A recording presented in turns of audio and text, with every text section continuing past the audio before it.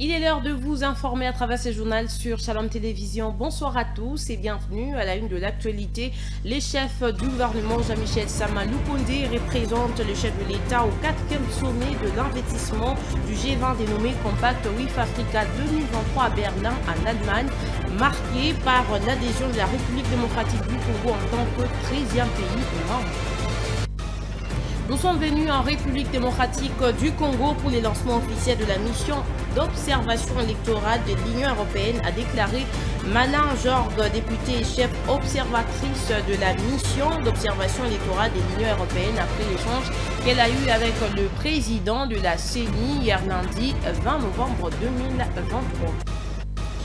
Campagne électorale en République démocratique du Congo, la Senko via son secrétaire général a appelé les leaders et tous les Congolais à éviter tout propos incitant à la haine tribale et autres discours pendant cette période.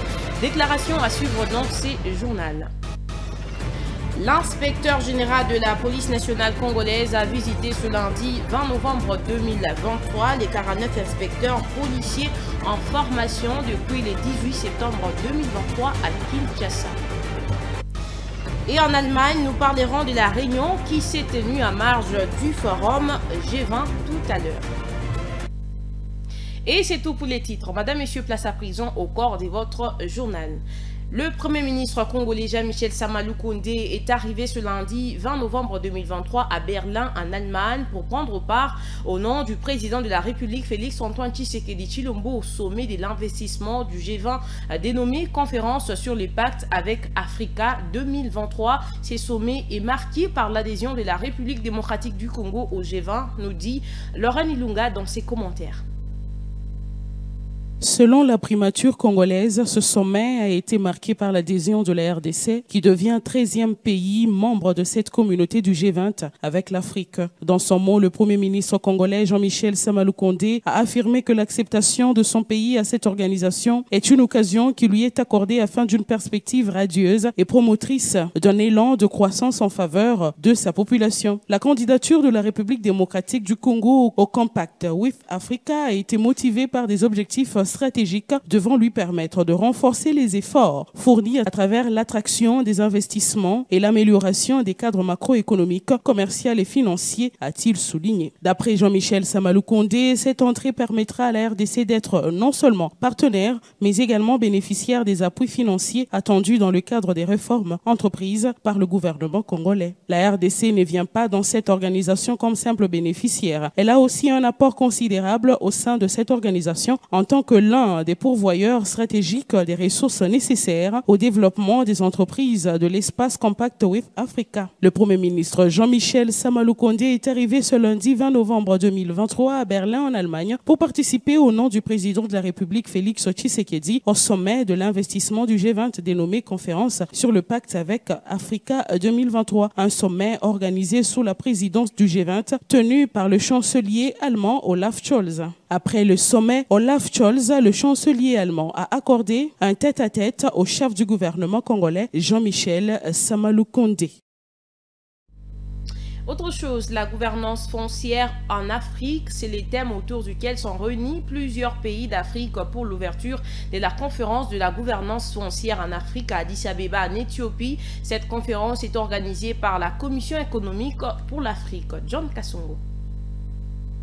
Au moins 900 personnes venues des différents pays d'Afrique se réunissent ce mardi 21 novembre à la Cité de l'Union africaine à Addis Abeba en Éthiopie autour du thème la gouvernance foncière en Afrique. Les participants vont échanger essentiellement sur l'évaluation et le suivi de la mise en œuvre de la politique de gouvernance foncière dans les différents pays africains. La gouvernance foncière contribue à la stabilité et la paix des différents pays, la bonne gestion des ressources naturelles, la réduction de la pauvreté et le développement économique, indiquent les organisateurs. Elle repose sur 4 piliers, l'administration foncière, la bonne gouvernance, l'accompagnement des partenaires et la politique foncière. Parmi les défis, il y a notamment les pratiques culturelles ou les coutumes, l'héritage colonial avec des régimes de propriété pluralistes, la corruption, le manque de transparence dans la gestion gestion des problèmes fonciers, le déficit du système d'information. Cette conférence a pour objectif d'impliquer toutes les structures représentées dans la mise en œuvre d'une bonne gouvernance foncière en Afrique pour le développement inclusif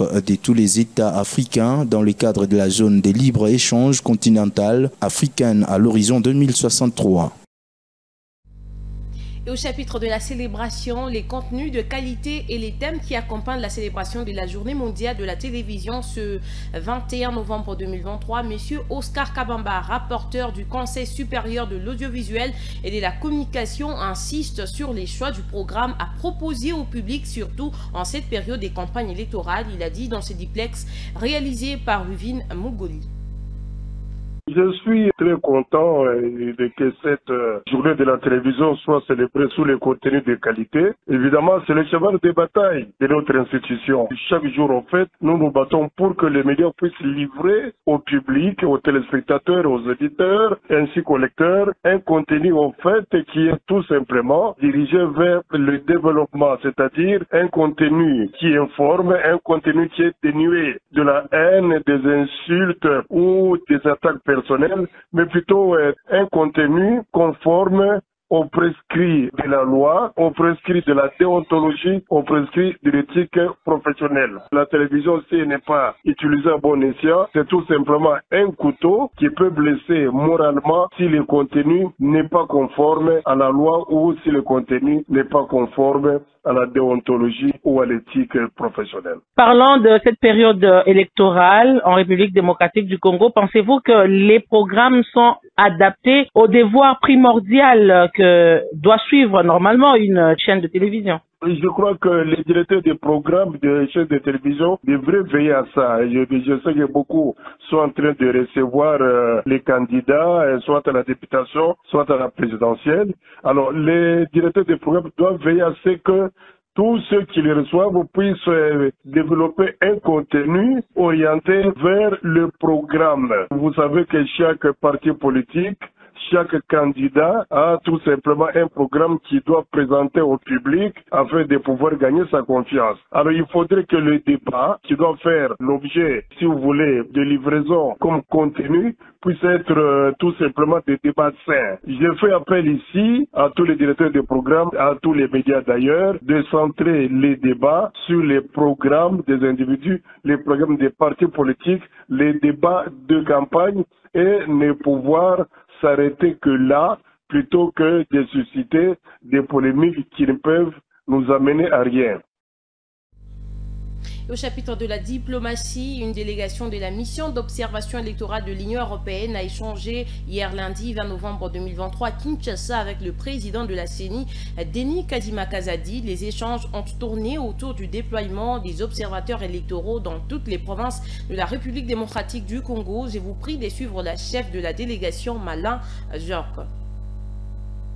Je suis venue ici pour l'ouverture officielle, le lancement officiel de la mission d'observation électorale de l'Union européenne. Et nous sommes une équipe d'experts, 13 experts qui sont ici depuis le 6 novembre. Et on a une équipe d'observateurs et observatrices de longue durée, 42, qui vont être déployés dans les prochains jours.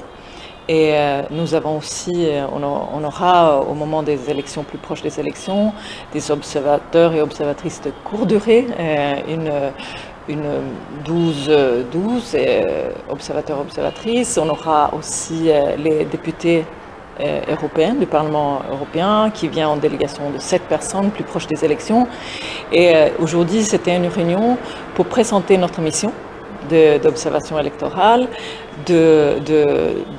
évidemment remercier le CENI et le pays pour l'invitation de venir soutenir et observer les élections, qu'elles soient démocratiques, inclusives, transparentes donc voilà, ça c'était la réunion aujourd'hui avec le CENI. Le déploiement des observateurs et observatrices, bon voilà, on aura une représentation de presque toutes les régions. Et il y aura donc 42 observateurs et observatrices de longue durée dans ces régions. Et on espère qu'ils partiront dans les prochains jours. Donc ça sera un très important élément de l'observation. Évidemment, on aura aussi les experts électoraux et politiques et de médias qui travaillent ici sur place à Kinshasa, mais qui vont aussi voyager dans le pays, dans les régions différentes. Et comme je le dis, plus proche des élections, on aura aussi une délégation du Parlement européen. Au chapitre de la sécurité information, depuis le 18 septembre 2023, 49 inspecteurs de la police nationale congolaise ont reçu lundi 20 novembre 2023 la visite de l'inspecteur général de la police nationale congolaise, le commissaire divisionnaire principal Patience Mouchidiave, qui a rassuré de leur déploiement sur terrain à travers le territoire national pendant cette période électorale, juste après la prestation des serments. Reportage.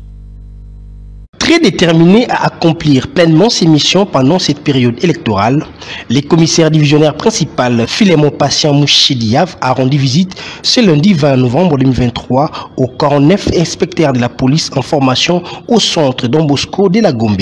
Objectif, c'est rassurer du déroulement de cette formation qui a commencé depuis le 18 septembre 2023. C'est après un processus de sélection des candidatures bien respecté. Ces 49 inspecteurs constituent la 5e promotion des inspecteurs de la police nationale congolaise et qui seront déployés dans les différentes provinces durant cette période électorale.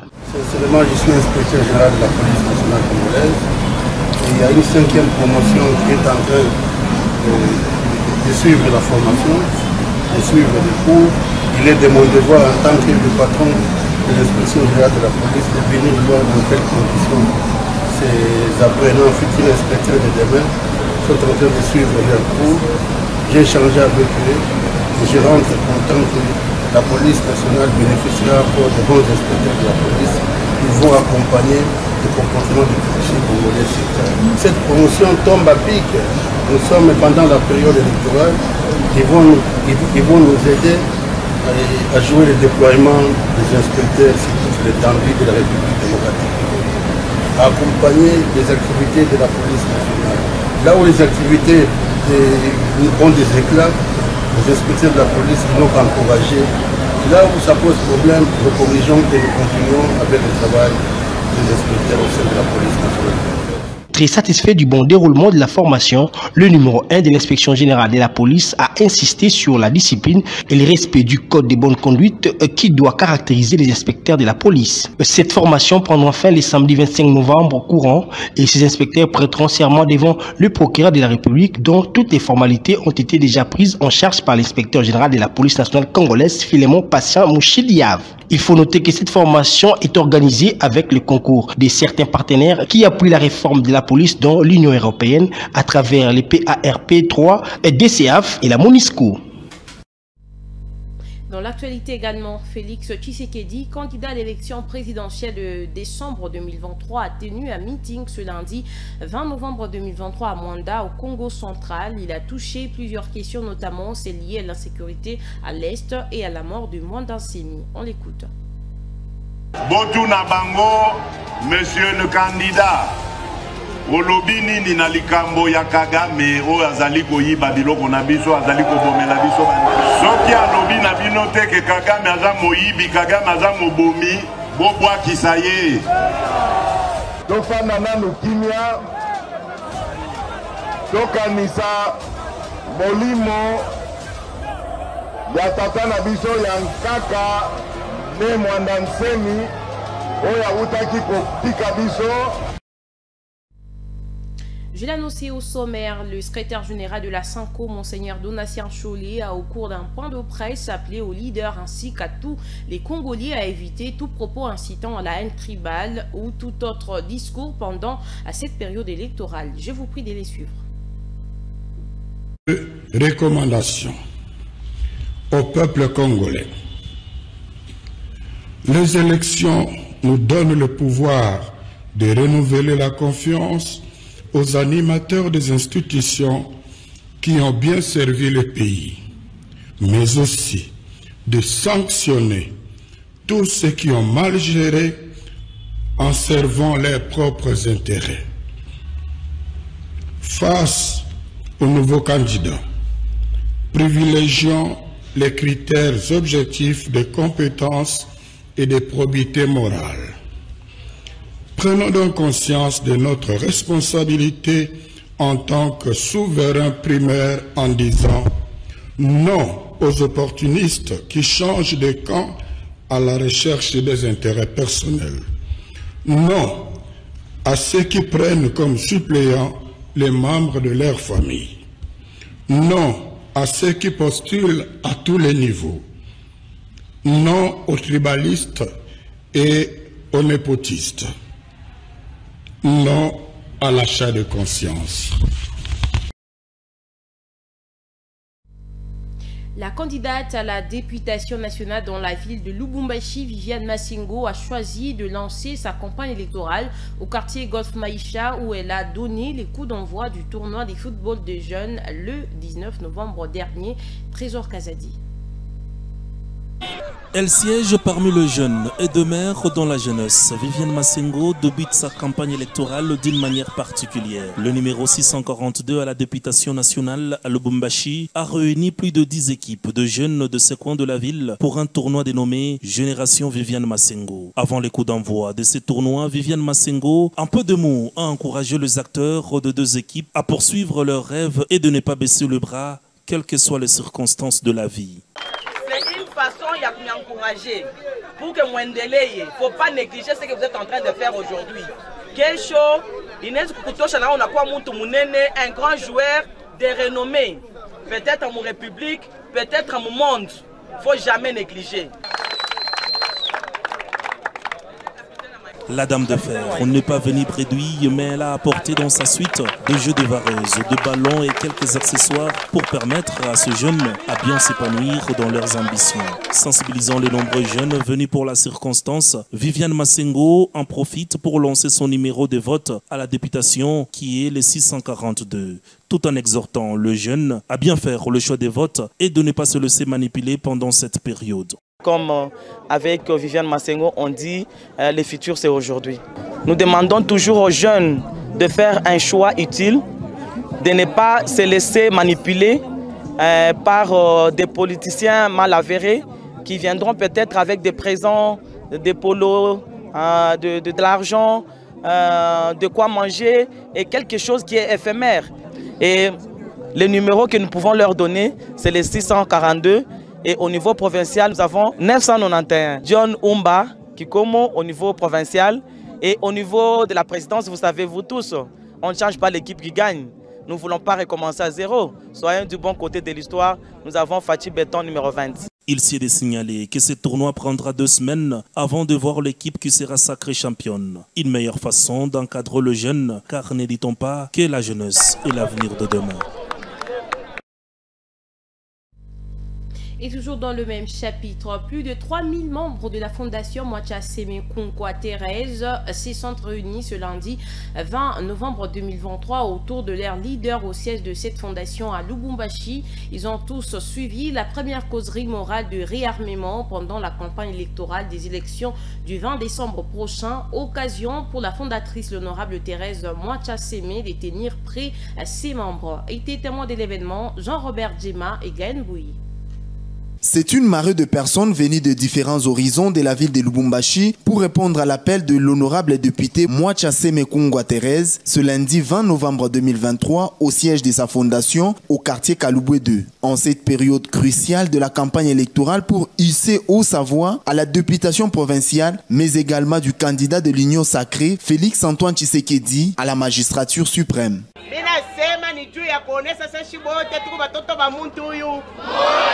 Baba huyu, mama huyu, j'espère que basa kuonyesha numéro yangu.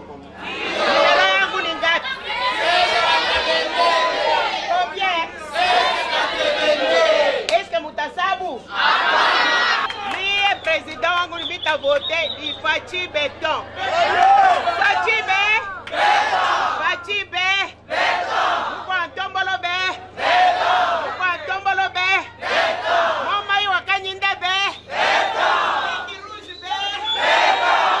Appelé Mama Waro Muzuri, pour ses œuvres charitables envers la population de Lubumbashi et ses environs, le membre de la fondation Mwacha Semekonkwa Thérèse ne jure qu'à voter pour elle et le revoir à l'hémicycle. Lakini député wengine wa mama tuyaonaka kama mama Thérèse Ndio maana tumsutenire Mama Teresa atumike, Mungu ongeze miaka, Mungu aone na familia yake. Ni mama moya antuka, mimi nafurahiwa sana. Mama Teresa ni mama moya wa mzuri sana. Ashina mbele cha kwanza na uchakuzi. Ni mama eko nasaidia bantu ba mingi sana. Muvile ya Lubumbashi. Tutamuvote na atapita kwa jina la Yesu. Mungu amsaidie apite. Sous des tentes pleines comme un œuf, cette activité reste un pari gagné pour l'honorable député Mwachasse Mekungwa Thérèse, candidate numéro 1682 à la députation provinciale. Dans le cadre de la campagne électorale, la Fondation Jean de Dieu Mulenda, via ses membres, a effectué une descente ce mardi 21 novembre 2023 dans plusieurs coins de la ville de Lubumbashi avec comme objectif le branding des cartes de l'homme du social en action, candidat numéro 940 à la députation nationale et 1680 en province. Suivez les détails dans ces images. La CENI a lancé officiellement la campagne électorale sur toute l'étendue de la République démocratique du Congo. Sur place à Lubumbashi, l'honorable Jean de Dieu Mulenda a fait parler une fois de plus sa force. En cette période de la campagne, les candidats numéro 940 au niveau national et 1680 au niveau provincial, l'homme dit social a lancé ses activités électorales avec pompe et vigueur. La tournée faite en ce mardi a été ponctuée par des cris de joie et des pas de danse par la population qui a décidé de lui octroyer un surnom du maillot jaune. Que Dieu le protège en tout cas, et tout le monde va le protéger. Je suis très très content de voir en tout cas Jean de Dieu Mulenda.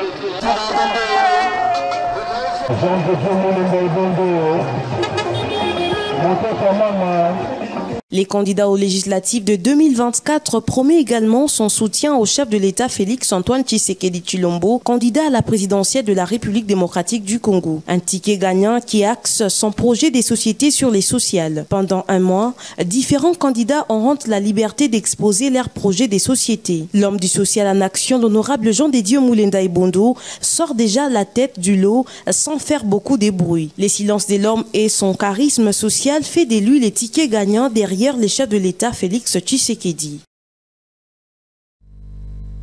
Et à Nitori, le gouverneur militaire, à l'heure d'une interview ce lundi 20 novembre 2023 à la radio Okapi, mis en garde contre les messages de haine et des divisions durant cette période de la campagne électorale. Images et commentaires.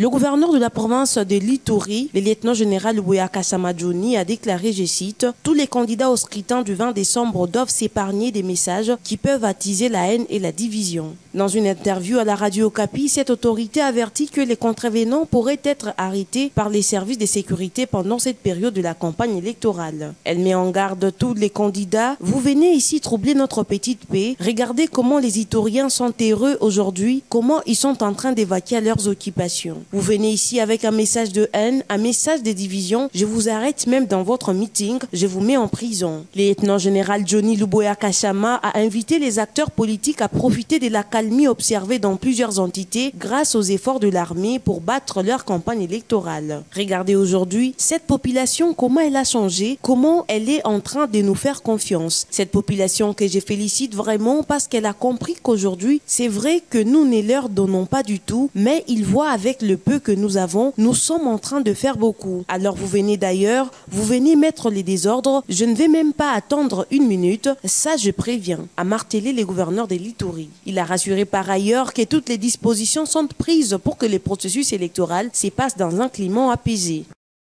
Madame, Messieurs, c'est la fin de cette première partie. Place à présent à la deuxième partie de ce journal.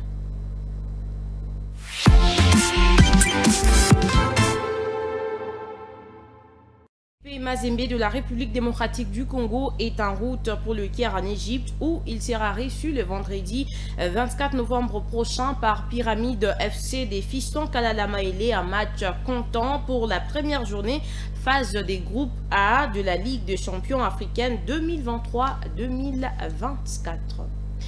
Et de l'autre côté, l'autre rencontre voyait la formation de DC Renaissance du Congo et les Daring Club Motema Pembe s'est séparée par la note de 0 but partout à l'issue du temps réglementaire. C'est lundi 20 novembre 2023 au stade Tata Raphaël. Je vous propose de suivre la réaction des deux coachs, celui des DSMP et Renaissance dans cet extrait choisi par Jean-Robert Djima. Renaissance n'a pas su procurer des occasions, nous on en a eu. Les attaquants n'ont pas su profiter de ces occasions-là. C'est comme ça que vous nous avez vu partager le résultat nul. Cela ne reflétait pas vraiment l'image du match. Donc pour nous, c'est une déception. L'attaque en 2 matchs n'a pas suffisamment carburé, n'a pas marqué. Donc ça prouve à suffisance que le secteur offensif nous pose problème. C'est l'attaque. Quand on ne marque pas et que la défense n'encaisse pas, c'est déjà l'attaque pose problème. Donc on a un sérieux problème au niveau offensif. C'est un travail qu'on doit s'y atteler davantage. Les avant-centres ne nous donnent pas assez satisfaction. Mais on ne va pas baisser la tête. On doit continuer à travailler jusqu'à ce que le résultat sera là. Mieux vaut match nul qu'une défaite. C'est notre premier point depuis que j'ai repris l'équipe. Nous n'avons pas profité de nos temps forts. Et on est tombé sur un très bon gardien de DSMP qui a sauvé 3 actions nettes de goal. Et puis, il ne faut pas oublier, DSMP, c'est une équipe qui est difficile à manœuvrer. Et bon, on est sur le bon chemin, le chemin est encore long. Qu'est-ce qui n'a pas marché? Bon, il y a 2 faits de match. On est tombé sur, on venait du côté de Lemba, on est tombé sur un bouchon énorme, c'est limité. On a dit prendre 2 motos pour arriver jusqu'ici. C'est là, ça a déconcentré aussi le joueur. Et puis, c'est un fait de match qui nous a empêché de faire un bon échauffement. On est arrivé ici 14h, presque 40. Et pour préparer un match comme ça, ce n'est pas l'idéal. Madame, Messieurs, c'est la fin de cette deuxième partie consacrée au journal du sport. Place à présent à la 3e et dernière partie de ce journal.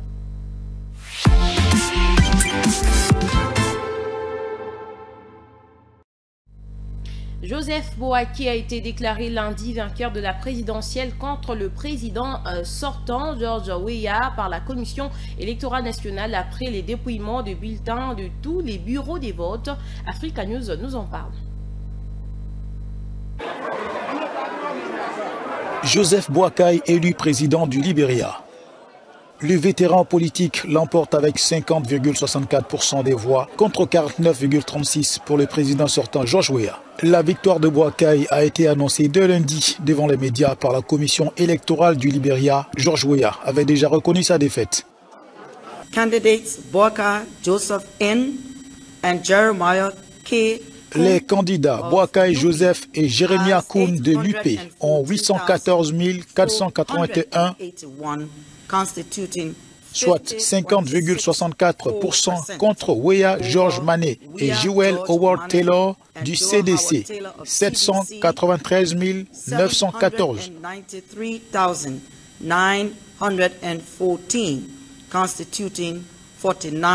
Soit 49,36% des voix. Par conséquent, la liste présidentielle des candidats Joseph N. Boakai et Jérémy Kakoun du Parti de l'Unité est déclaré vainqueur par la commission du second tour des élections du 14 novembre 2023. La commission dit avoir reçu 2 réclamations du parti de Weah concernant le comté de Nemba. Elle a 30 jours pour statuer.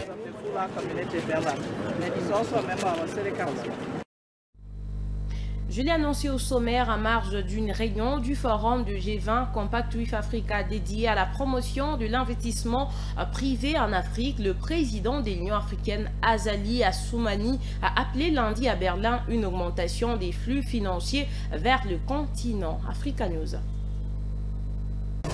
En marge d'une réunion du forum G20 Compact with Africa dédié à la promotion de l'investissement privé en Afrique, le président de l'Union africaine, Azali Assoumani, a appelé lundi à Berlin à une augmentation des flux financiers vers le continent. La dette, selon lui, empêche les États d'investir. Le potentiel du Compact ne pourra être pleinement réalisé que si un certain nombre de défis soient relevés.